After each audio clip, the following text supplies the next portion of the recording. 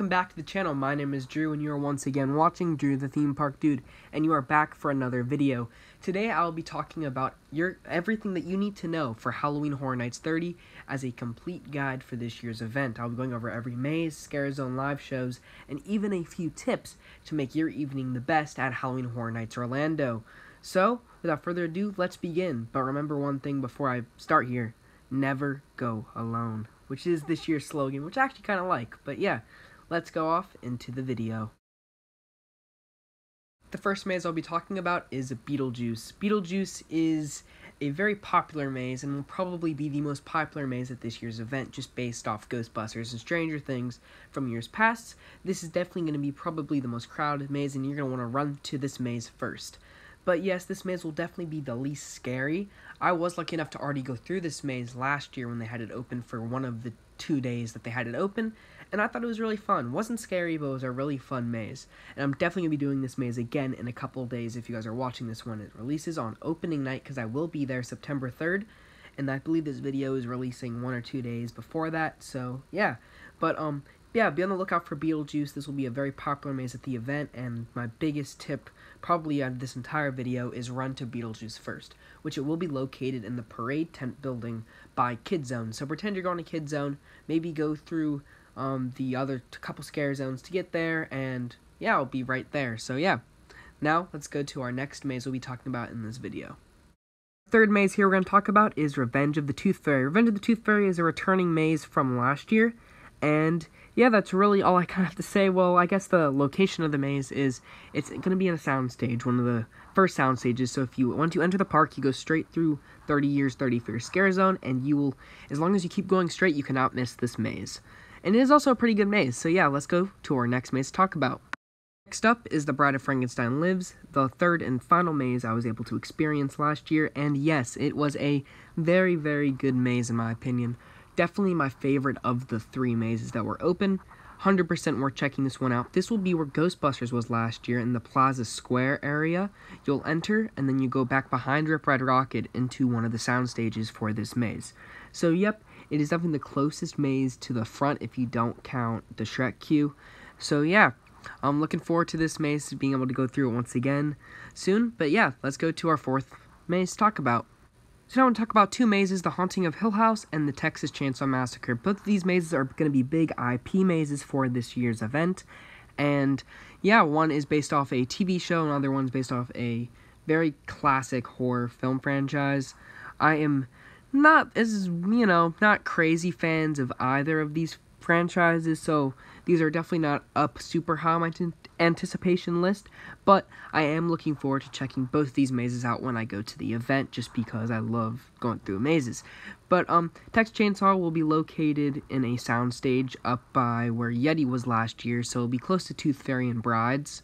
Hill House will be right next to Beetlejuice in the other parade building back by Kid Zone. So yeah, that's what to say about those 2 mazes. Now let's go over to our next 2, which will be 2 anniversary mazes coming to this year's event. So the first of the 2 anniversary mazes, maybe 3 if you count Legendary Truth, but HHN Icons Captured.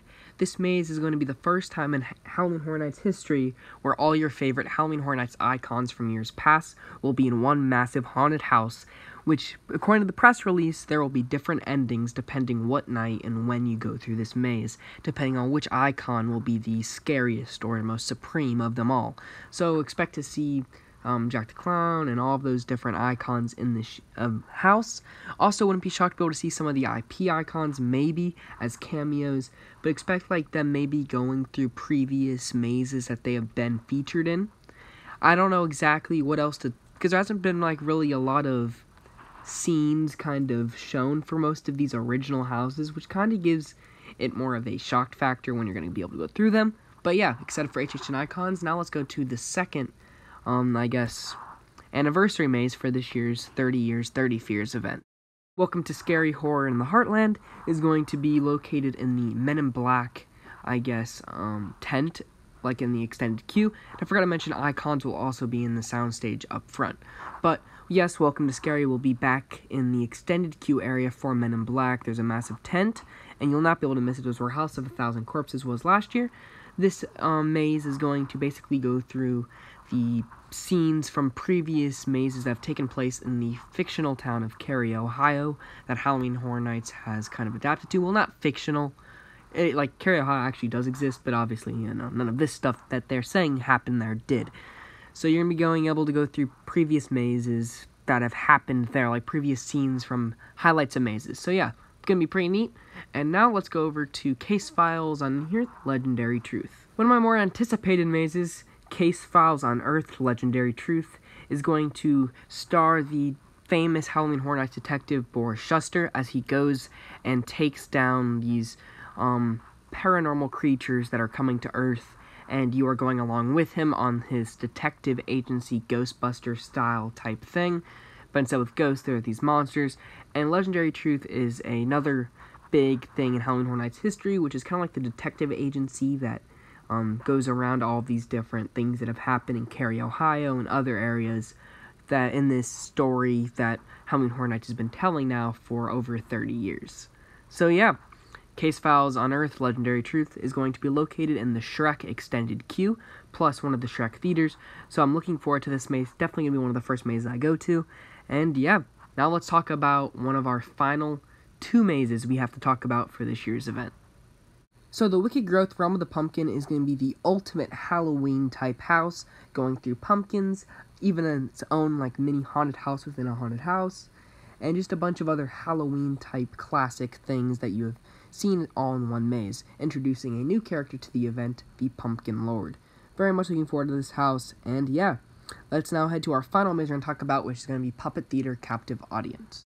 So the final maze we're going to talk about is Puppet Theater Captive Audience, going to be located in the other tent that Wicked Growth is not occupying, which are both going to be back by the Simpsons area, kind of, in between the Men in Black and Simpsons. So in that top corner, if you guys are kind of picturing where it's going to be located in, both of these mazes will be tent mazes, and in the past they have been housed to pretty good mazes, and very scary mazes are kind of what they mainly are known for, due to they have a completely different environment than sound stages, due to them being intense. But yeah, Puppet Theater Captive Audience, going to be using a lot of puppets, obviously, and from a video that they showed in the past, it looks to be like a very, very neat house. So yeah, looking forward to this maze. Now, let's go into our 5 scare zones we're going to be seeing at this year's event.